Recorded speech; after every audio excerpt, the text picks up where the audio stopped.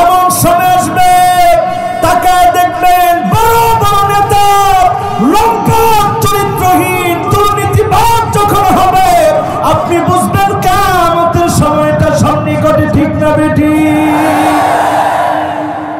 বড় বড় নেতা দুর্নীতিবাজ যখন হবে, আমি আল্লাহর এক গোলাম এসেছি। এবার হযরতে ওমর বললেন, একটু আগে আপনার ঘরে যিনি আসছিলেন আপনি কি তারে চেনেন? না, আমি তাকে চিনি না। বড় ভালো মানুষ, খুব কষ্ট করে আমার জন্য খানা পিনার ব্যবস্থা করে দিয়ে যায়। সামান্য একজন অন্ধ, সামান্য একজন বৃদ্ধা মহিলার খাবার কি হবে তা আমাদের নেতা মনে রেখেছেন। হযরত ওমর আকাশের দিকে মাথাটা উঠায় কেঁদে ফেললেন, আল্লাহকে ডাক দিয়ে বললেন, আল্লাহ, আবু বকর বড় কঠিন করে দিয়ে গেছে। সামান্য বৃদ্ধা অন্ধ মহিলার খাবারের খবর তিনি নিয়েছেন। এমন নেতাকে যিনি আমাদের নেতা বানায় দিয়েছেন তিনি কি? আর আল্লাহর নবীর কথা মতো বর্তমান নেতাদের দিকে তাকালে দেখি জাইমুল কওমি আরজালুহুম, সব লম্পট লোকগুলা যখন নেতা হয়ে যাবে পরিষ্কার ভাবে বুঝে নিবেন কিয়ামতের সময়টা বড় সন্নিকটে। ঠিক না বেটি? কত নাম্বার? লিল্লাহি তাকবীর, আল্লাহু আকবার। এবার কয় নাম্বার? 12 নম্বরে উকরিমার রাজুলু মাখাফাতা শাররিহি। এইরকম গুন্ডা বদমাইশকে অনেক সময় মানুষ সামনাসামনি সম্মান করবে, একটুখানি পিছনে যেতে না যেতেই বলবে আল্লাহ। এত জায়গায় আপনি গজব ফালান, তার মাথাটা কি দেখেন না? এইরকম যখন সামনাসামনি কিঞ্চিত সম্মান করে পিছনে বদয়া করবে, তোমাকে সম্মান করেছে, তোমার গুন্ডামি, তোমার রংবাজি, তোমার হালকা ক্ষমতার কারণে মোটেও তোমাকে ভালোবেসে তোমাকে সম্মান করবে না। ঠিক না বেটি? এরকম গুন্ডা লোক, ফাজি লোক এখন আছে না? আছে না? সে ডান দিক দিয়ে হাঁটলে মাখাফাতা শাররিহি, তার খারাপি থেকে বাঁচার জন্য মানুষ বাম দিক দিয়ে হাঁটে। এরকম সময় এখন আসে না? আছে? কয় নাম্বার? কথা কয় না? কয় নাম্বার? এত সুন্দর মনোযোগ। 12 নম্বরে আছে। এরপরে 13 নম্বরে চলেন আমার ভাইরা। এমন সময় আসবে, লিখে রাখেন, দেখবেন চোখে চোখে, যাহারাতিল কায়নাত ওয়াল মাআজিফ, গায়িকা নায়িকার দাম বেড়ে যাবে। যখন দেখবেন সমাজের ভিতরে গায়িকা নায়িকার দাম বেড়ে গিয়ে আলেমদেরকে যখন জুলুম নির্যাতন নিপীড়ন চালানো হবে, আল্লাহর কসম কিয়ামতের সময় সন্নিকটে। ঠিক না বেটি? এখন একটু হিসাব মিলান, নায়িকার দাম বাড়ছে না কমছে? হ্যাঁ, টাকায় বাড়ছে, আল্লাহর কাছে বাড়ে নেই। দুনিয়ার মানুষের কাছে দেখেন দাম কিরকম। কোন নায়িকার ঘরটা মদ দিয়ে ভরা। এখন এই কথা আসলো না, এগুলা খালি বোতল। আরে বোতল খালি হয় কি খাওয়ার আগে না পরে? আস্তে বলেন, খাওয়ার আগে না পরে? তারে নিয়ে যে নাটকগুলো শুরু হয়েছে, এদের আর সিনেমা করার দরকার কি? আমি যারা নাটক, ঠিক কিনা বলেন? বিয়ের আগেই তার মা হওয়ার ঘোষণা, পরে 101 টাকায় আবার কাবি। এরপরে এদের নির্বাচন দেখলে শয়তানও হাসে, আজকে কালকে সে, ঠিক কিনা? আর 400 কত জনের সদস্য দিয়ে একটা নির্বাচন, মনে হয় জাতীয় নির্বাচন হয়ে গেছে দেশ। এইরকম ভণ্ডামি যখন শুরু হবে, এইরকম ভণ্ডামি যখন নষ্টা মানুষকে নিয়ে শুরু হবে, যাদের চারিত্রিক সৌন্দর্য বলতে কিছু নেই, যারা দায়ী নিজের সৌন্দর্য স্বামীকে বাদ দিয়ে মানুষকে দেখানোর জন্য সেজে গুজে বের হয়, পরিষ্কার ভাবে এদের পরিচয় হলো দাইয়ুস। এরকম দাইয়ুসদের দাম যখন বেড়ে যাবে বুঝবেন কিয়ামতের সময় সন্নিকটে। ঠিক না বেঠি? কয় নাম্বার? কয় নাম্বার? মাশাআল্লাহ, এবার ঠিক আছে। কয় নাম্বার? এবার আসেন আমার ভাইয়েরা, কয় নাম্বার? হ্যাঁ, 14 নম্বরে আমার ভাইয়েরা শুরিবাতিল খামর। মদ যখন চারদিকে সয়লাব হয়ে যাবে, ইয়াবাদি যখন গ্রাম গঞ্জ সয়লাব হয়ে যাবে, প্যাথিডিন দিয়ে যখন ভরে যাবে, হেরোইন দিয়ে যখন ভরে যাবে, এমন ভাবে নেশাগ্রস্ত হবে ভালো লোক খুঁজে পাওয়া যাবে না। এমন সময় যখন আসবে বড় বড় নেতা নেশাখোর হবে, মদখোর হবে, আপনি বুঝবেন কিয়ামতের সময়টা সন্নিকটে। ঠিক না বেটি? আসেনি? বলেন আছে? এবার বাকি আছে আর একটা। কয়টা? এরপরে বলবো আরো 10টা। কয়টা না? সময় আরো 15 মিনিট আছে। লিল্লাহি তাকবীর কর। আমাদের সময় তো বেশিক্ষণ লাগতেছে না, 15টা ওয়াজ করে ফেলাইছে। ঠিক কিনা? এবার একটু ব্যাখ্যা করি। অনেক মিডিয়া আসছে তো ব্যাখ্যাটা করি।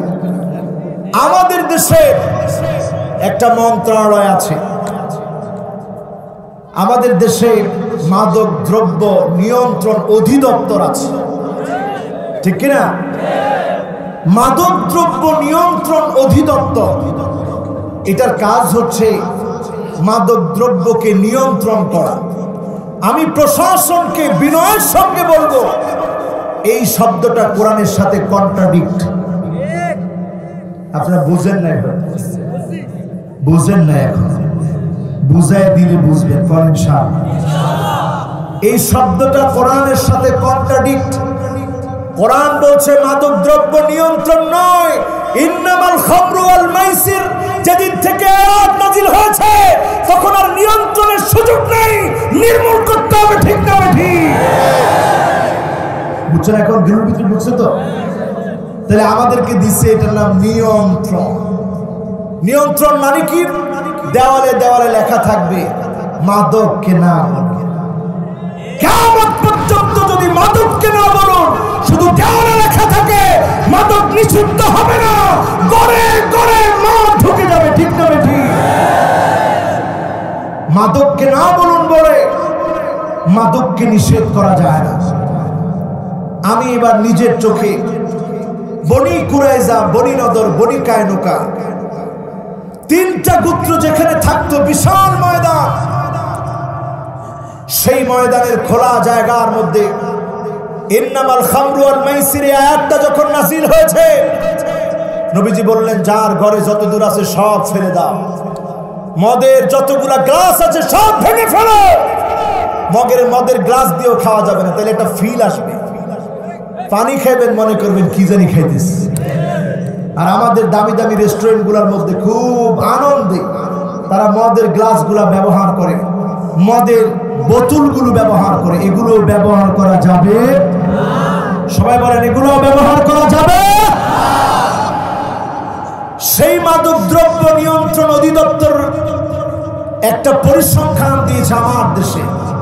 এই দেশে নাকি মাদকাসক্ত লোকের সংখ্যা প্রতিদিন 25 লক্ষ লোক হয় মদ খায়, না হয় ইয়াবা, না হয় ফেন্সিডিল, না হয় হেরোইন, না হয় প্যাথিডিন, না হয় গাঁজা, না হয় রফনা দফনা, যেগুলোর নাম জানি না, এলএসডি সহ আরো অনেক কিছু। ঠিক কিনা বলে?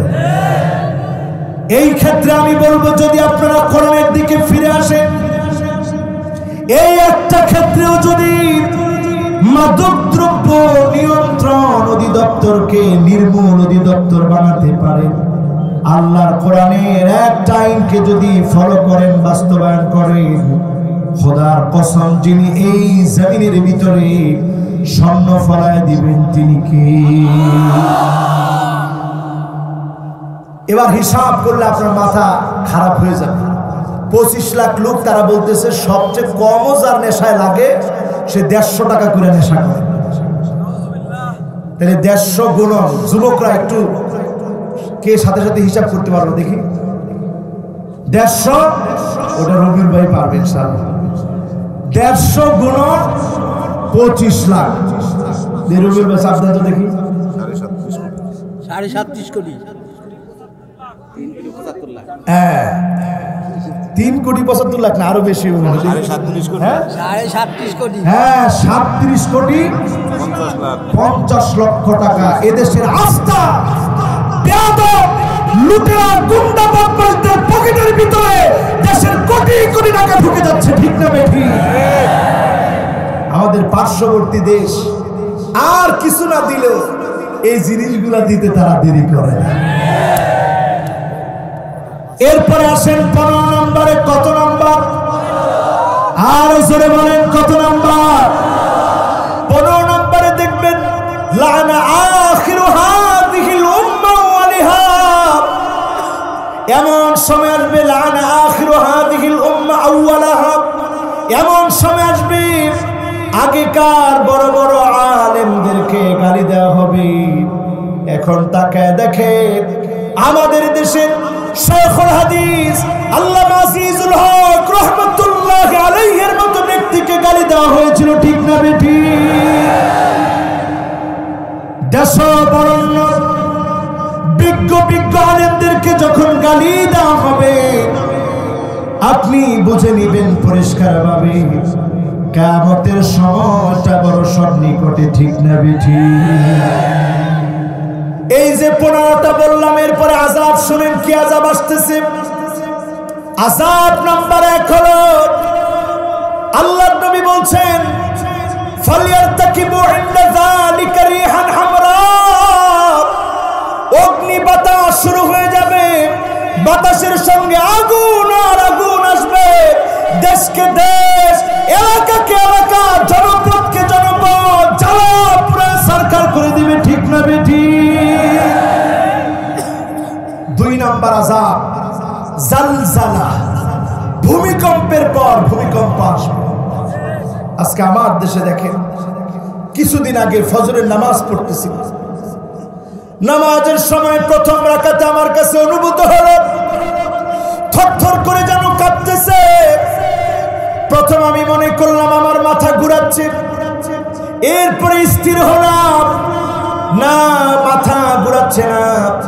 5.8 মাত্রার ভূমিকম্প যিনি দিয়েছেন তিনি কি?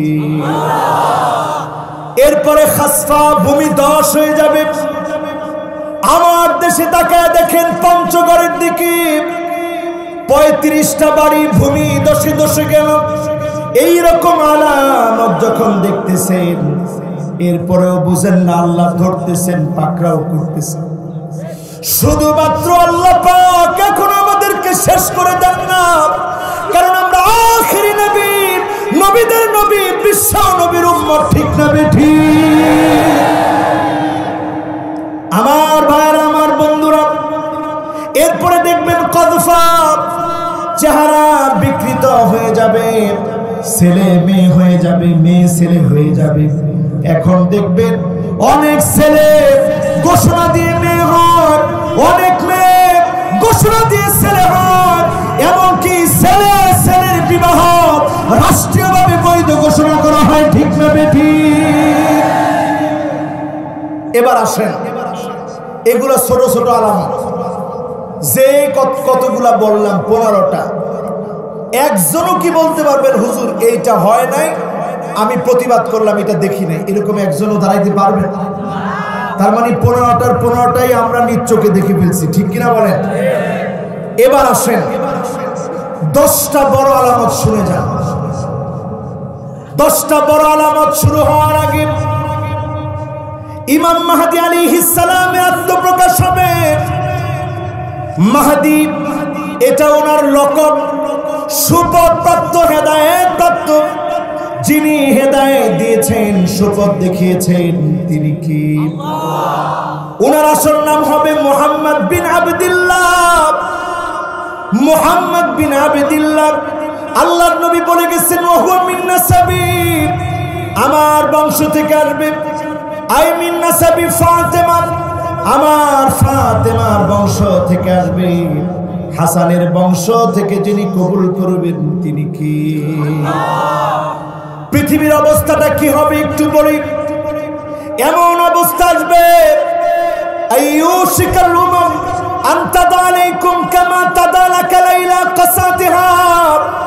দস্তরখানায় খাদ্য বেড়ে যেভাবে আমরা মেহমানদারি করি, সারা দুনিয়াতে মুসলমানদেরকে মারবে কাটবে, হিন্দুরা মুসলমানদেরকে মারবে কাটবে, খ্রিস্টানরা মুসলমানদেরকে মারবে কাটবে, এমনকি ওম শান্তি ওম শান্তি যারা শান্তির স্লোগান দিত বৌদ্ধরা মুসলমানদেরকে মারবে কাটবে।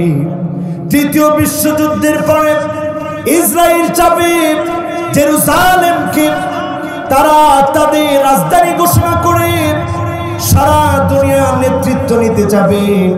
এমন সময় যখন আসবে পরিষ্কারভাবে বুঝে নেবেন এই সময়টার পরে ইমাম মাহদী আলাইহিস সালামের আত্মপ্রকাশ হবে। রমজান মাসে বিকট একটা আওয়াজ হবে, 70,000 মানুষের কানের পর্দা থাকবে না, 70,000 মানুষ অন্ধ হয়ে যাবে, 70,000 মানুষ বোবা হয়ে যাবে।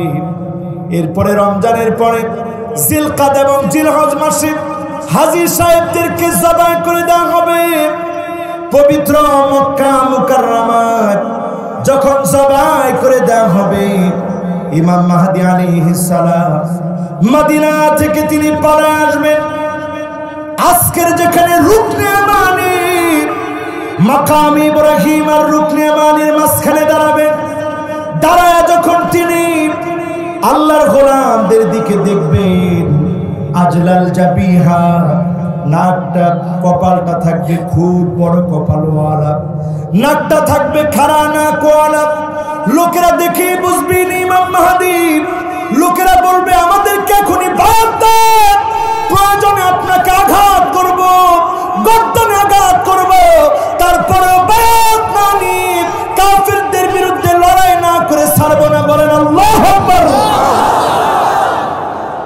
আজকের মাজলুম মুসলমানদের দিকে তাকায় দেখেন, সিরিয়া 2011 সাল থেকে মার খাচ্ছে। ও মুসলমান, যাদের কথা বারবার আল্লাহর নবী বললেন আলাইকুম বিশাম, তোমাদের জন্য উচিত হবে তোমরা শামের সঙ্গে থাকবে। কথা বুঝে আসতেছে তো? আলাইকুম বিশাম, শামের সঙ্গে তোমরা থাকবে, শামের সঙ্গে থাকবে। সেই শামের দেশগুলোর দিকে তাকায় দেখেন, সিরিয়া টুকরা টুকরা হয়ে গেছে। ইরাকে আমার লক্ষ লক্ষ ভাইদেরকে শহীদ করে দেওয়া হয়েছে। ফিলিস্তিনে আমার ভাই ঘুমাতে পারে না, চিন্তা বিচার তাদের উপরে করা হচ্ছে। তাকায় দেখেন লেবাননে মুসলমান টুকরা টুকরা হওয়া অবস্থা। জর্ডানের ভালো কোনো অবস্থা নাই। এই অবস্থা যখন শামের উপরে চলছে, আল্লাহর হাবিব বলে গেছেন ফালা খায়রা ফীকুম, শামের যখন এমন অবস্থা দেখবা স্পষ্ট বুঝে নিবা কল্যাণ পৃথিবীর মধ্যে আর নাই। কল্যাণ ততক্ষণ থাকবে শামের ভিতরে যখন কল্যাণ থাকবে। তবে একটা কথা আপনাদেরকে বলে দিতে পারি নবীজির হাদিস থেকে, আল্লাহর নবী বলেছেন শামের ভিতরে যখন কল্যাণ পাবে না, বাসাল্লাহু বাসান মিনাল মাওয়ালি, তখন আল্লাহ পাক ও নরকদেরকে ইসলামের ঝান্ডা তুলে দিবে। ও নরকরা ইসলামের ঝান্ডা নিবে, কালেমার পতাকা ও নরকরা পতপত পতপত করে জমিনের মধ্যে উড়াবে।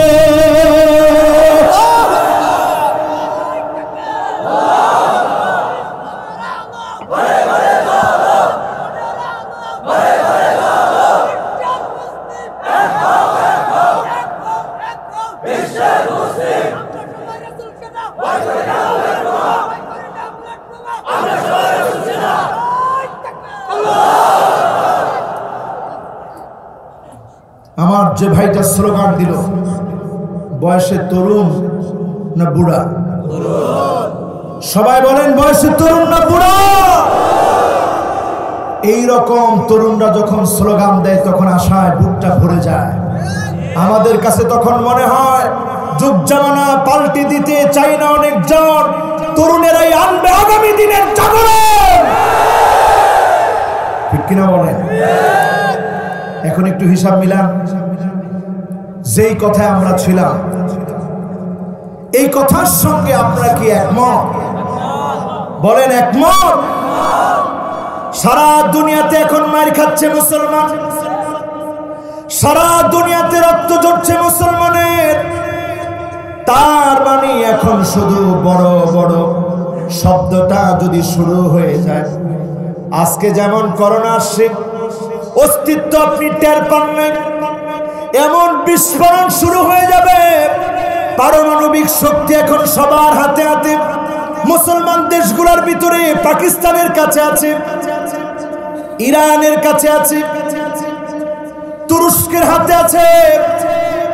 তৃতীয় বিশ্বযুদ্ধের দামামা যখন বেজে উঠবে, যখন ইসরায়েল সারা পৃথিবীর উপরে মাতব্বরি করবে, যখন তারা পারমাণবিক আগ্রাসন চালাবে, একটা দামামা বেজে উঠবে।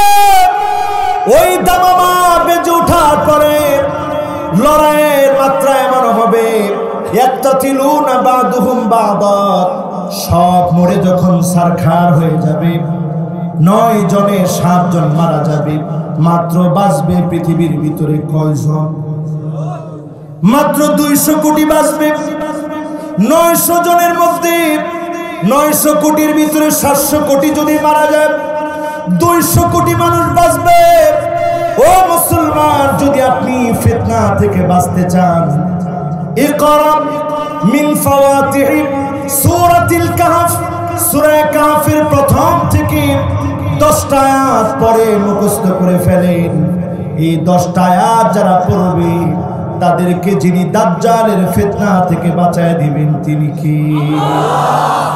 দাজ্জাল জানি পৃথিবীতে থাকবে কয়দিন? দাজ্জাল আসবে ইমাম মাহদীর কয় বছর পরে? সবাই আওয়াজ করে বলেন কয় বছর? এসেই দাজ্জাল চাবি ইমাম মাহদীকে শেষ করা যায় কিনা চক্রান্ত করবে 40 দিনের ভিতরে। এজন্য কিয়ামতের সবচেয়ে বড় আলামত হলো নাম্বার 1 খুরুজুদ দাজ্জাল। দাজ্জালের পৃথিবীর মধ্যে দাজ্জাল বের হওয়া, দাজ্জালের আত্মপ্রকাশ। দাজ্জাল যখন বের হবে 40 দিন থাকবে,